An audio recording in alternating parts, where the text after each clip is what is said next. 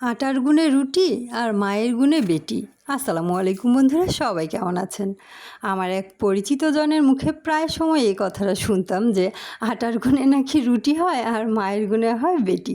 তো আমিও আমার মায়ের গুণেই তার কাছ থেকে করলা ভাজির এই রেসিপিটা শিখেছি।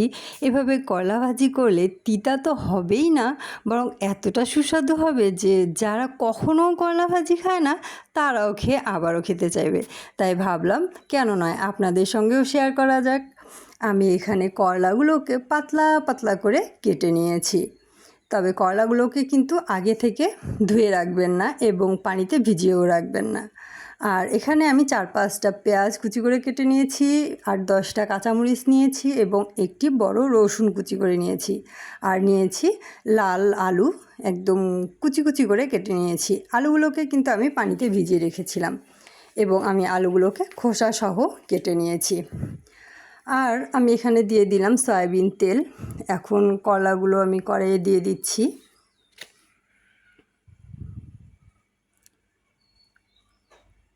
এই যে আমার আলুগুলো দেখেন, এখানে কিন্তু আমি লাল লম্বা আলুটা ইউজ করেছি।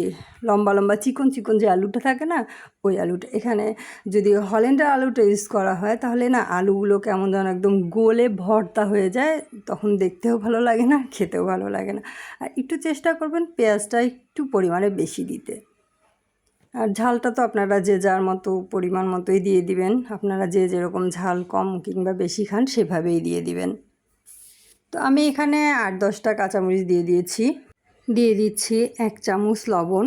আমি এই ভাজিতে একটু পুঁটি মাছ ইউজ করব, তো আমি পুঁটি মাছগুলোর মধ্যেও সামান্য লবণ মেখে রেখে দিয়েছি। 1/2 চামচ হলুদ দিয়ে দিলাম এবং দেব আমি এখানে 1 চামচ ভাজা মশলার গুঁড়ো। এবং এগুলো সবগুলো একসঙ্গে ভালোভাবে হাত দিয়ে মাখিয়ে নেব। আমি কিন্তু এখানে কোনো রকমের পানি ইউজ করব না, পানি ছাড়াই শুধুমাত্র তেল আর এই লবণ মশলা দিয়ে আলু করলা ভাজিগুলোকে একসঙ্গে ভালোভাবে মেখে নিয়ে আমি এখানে পুঁটি মাছগুলো দিয়ে দিব। আলু করলা মাখা হয়ে গিয়েছে, তো এখন লবণ মাখানো পুঁটি মাছটাও দিয়ে দিলাম। দিয়ে আলতো হাতে আর একটু ভাজির সঙ্গে মাছটাকে একটু মেখে নিয়ে আমি ঢাকনা দিয়ে দিব। তো দেখেন, মানে করলার আর আলুর কিন্তু একটা নিজস্ব পানি বেরিয়ে এসেছে। এই পানি দিয়েই কিন্তু কলা ভাজিটা হবে, এক্সট্রা কোনো রকম পানি আমি এখানে ইউজ করছি না। তো এই যে ঢাকনা দিয়ে দিলাম, এখন চুলাটাও জ্বালিয়ে দিলাম। চুলাটা কিন্তু বেশি হাই হিটেও থাকবে না এবং লোতেও থাকবে না, মাঝামাঝি একটা পর্যায়ে থাকবে। এবং একটু পরেই আমি ঢাকনাটা খুলে 2 হাত দিয়ে ধরে এভাবে কড়াইটা ধরে ঝাঁকিয়ে ঝাঁকিয়ে দিচ্ছিলাম। এভাবে ঝাঁকিয়ে দেওয়ার কারণ হচ্ছে আমি কলা ভাজিটার মধ্যে কোনো রকম খুন্তি কিংবা কোনো স্প্যাচুলা ইউজ করব না, কিছু দিয়েই আমি ভাজিগুলোকে নাড়বো না আর কি। না নেড়েই শুধুমাত্র কড়াইয়ের 2 পাশে এভাবে ধরে ধরে আমি ঝাঁকিয়ে ঝাঁকিয়ে ভাজিটা রান্না করব। তো ঢাকনাটা খুলে দেখি আমার ভাজি আলহামদুলিল্লাহ হয়ে এসেছে। এখন আমি আরেকবার ঝাঁকিয়ে দিলাম।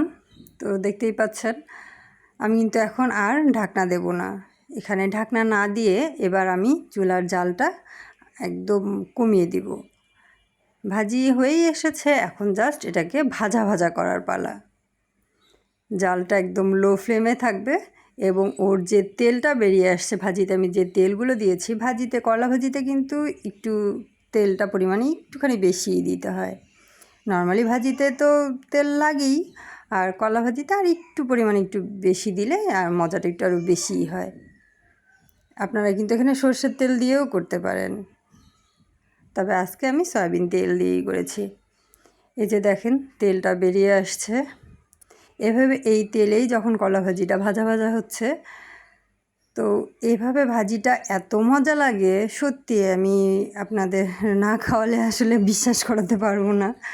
তো আপনাদের কাছে রিকোয়েস্ট করছি যে আপনারাও এভাবে করে খাবেন আর বুঝতে পারবেন আমার কথার সত্যতা কতটুকু।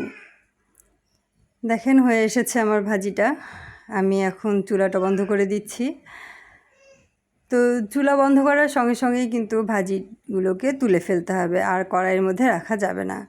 আমি একটু বাটিতে তুলে নিচ্ছি। বন্ধুরা, অনেকক্ষণ ধরে আমার ভিডিওটা দেখলেন। আমার ভিডিওটা দেখে আপনাদের কেমন লাগলো অবশ্যই আমাকে একটু কমেন্ট করে জানাবেন। আপনাদের কমেন্টের মাধ্যমেই আমার কাজের আগ্রহ আরও বেড়ে যায়। আলহামদুলিল্লাহ, আপনারা সুন্দর সুন্দর কমেন্ট করেন।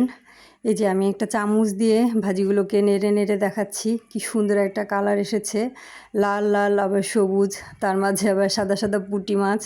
সত্যি যেমন চমৎকার হয়েছে, খেতেও দুর্দান্ত হয়েছে। সবাই অনেক বেশি ভালো থাকবেন এবং আমার আম্মুর জন্য দোয়া করবেন। আল্লাহ হাফেজ।